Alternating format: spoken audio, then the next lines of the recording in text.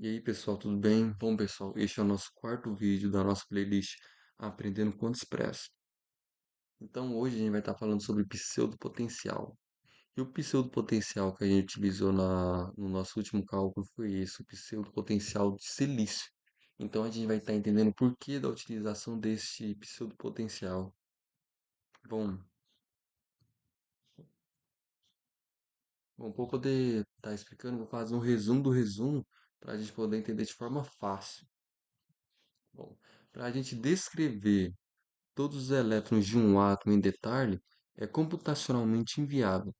Então, para a gente descrever todos os elétrons de um átomo, a gente precisaria de um poder computacional muito alto. Os elétrons mais internos, que são os elétrons próximos do núcleo, eles possuem funções de onda muito complexas, cheias de oscilações rápidas e nós. Então, a chave é perceber que, para a maioria das propriedades que nos importam, como condutividade, ligações químicas e reatividade, apenas os elétrons de valência são realmente cruciais. O átomo, ele pode ser modelado como um caroço interno. Esse caroço interno, ele é formado pelo núcleo e pelos elétrons próximos a esse núcleo. E a parte, a gente já tem os elétrons de valência. Aí, esses pseudopotenciais, eles representam o caroço interno, eles representam o núcleo e os elétrons próximos a esse núcleo. O pseudopotencial, ele vai substituir a função desse núcleo e a função desses elétrons que ficam próximos ao núcleo, por conta que o núcleo e os elétrons próximos a esses núcleos reais, eles possuem funções de onda muito complexas e cheias de oscilações rápidas e nós. Por isso que a gente faz essa substituição pelo pseudopotencial, por conta que quando a gente utiliza o pseudopotencial, a gente possui funções mais simples. A gente vai acabar utilizando um poder computacional menor com a ajuda desse pseudopotencial. Então, os pseudopotenciais, eles representam o caroço interno do átomo por funções mais simples aqui, por funções mais simples, mas com potencial equivalente. Este pseudopotencial é cuidadosamente construído para produzir um efeito idêntico ao do caroço real sobre os elétrons de valência. O resultado são pseudofunções de onda para os elétrons de valência que são muito mais suaves e fáceis de descrever matematicamente. Então, por a gente conseguir isso, por a gente conseguir esses pseudofunções de ondas para os elétrons de valência que são muito mais suaves e fáceis de descrever matematicamente, a gente acaba reduzindo a necessidade do poder computacional. O impacto prático é dramático, uma redução enorme no custo computacional.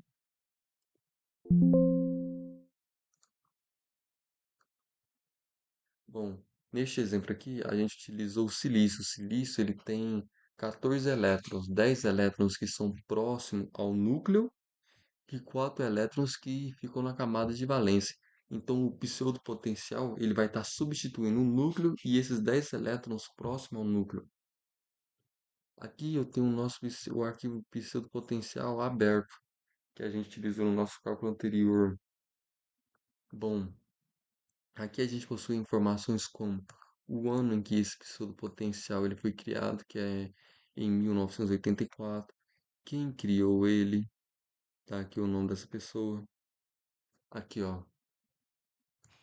Esses aqui são os elétrons de valência que está sendo utilizado, que é o 3s2 e o 3p2.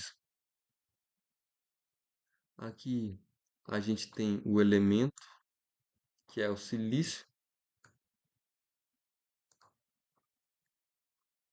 Aqui a gente possui um número de elétrons de valência, que são 4. Nessa linha aqui ele fala que é o orbital 3s, 0 que ele é esférico, 2 que são 2 elétrons. Na outra linha fala que aqui o outro elétron é o 3p, o 1 quer dizer que ele é altéreo, é orbital de haltério, né? Esse aqui 2 quer dizer que são dois elétrons. Aqui. E a gente voltando aqui novamente para o nosso arquivo, para o nosso input, o arquivo de entrada para o cálculo, a gente vê aqui que tem isso aqui, ó, NB, ND igual a 4. Isso aqui é o número de bandas, que é igual a 4. Bom, o número de banda, cada banda, ela comporta somente dois elétrons. E aqui tem quatro bandas, então significa que eu estou trabalhando com oito elétrons. E é realmente oito elétrons, porque aqui eu estou trabalhando com dois átomos de silício. E cada átomo de silício eu tenho quatro elétrons. Então 4 mais 4 são oito elétrons. É conta simples. Então a gente pega todos os elétrons que a gente está trabalhando, 4 mais 4 que dá 8 e divide pelo 2 que dá 4. E a gente pega o 4 e coloca ele aqui. E o que é esse 2? Falando novamente, né? Esse 2 é o número de bandas. Ele é por conta que cada banda ela só comporta dois elétrons, que é o spin up e o spin down.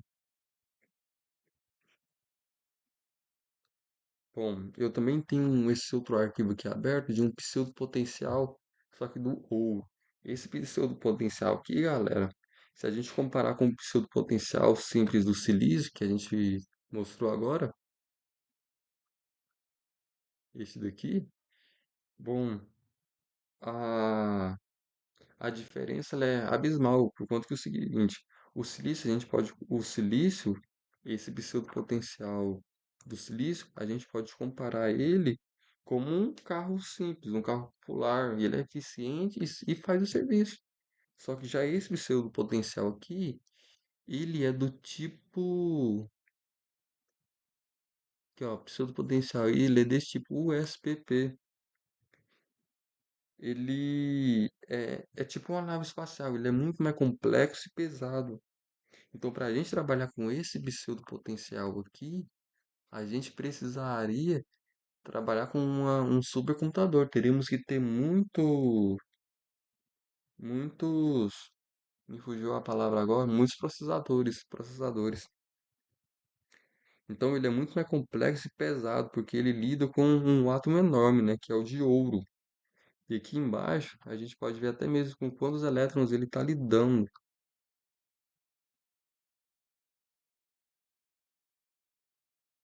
Aqui embaixo,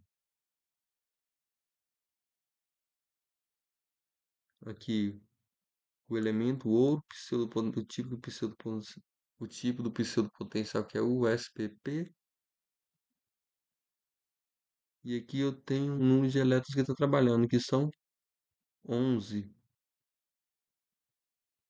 Eu também tenho até um outro pseudopotencial que também é para o ouro, que ele está trabalhando bem mais do que 11, do que 11 elétrons. Deixa eu achar aqui para mostrar para vocês.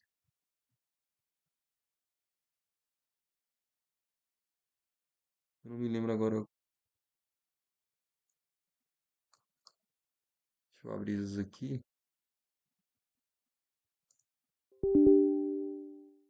Ah,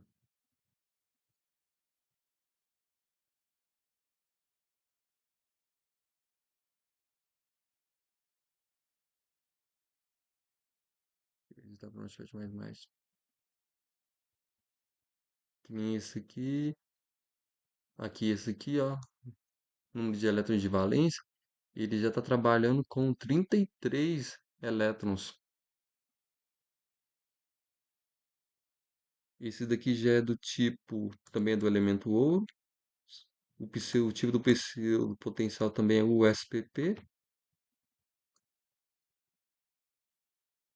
Aqui também eu tenho informações do autor, a data da geração, tipo, o elemento, o funcional.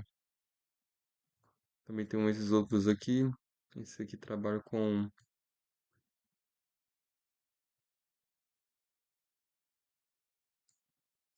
Esse aqui já está trabalhando com Esse também trabalha com uns elétrons, que nem aquele primeiro que a gente viu.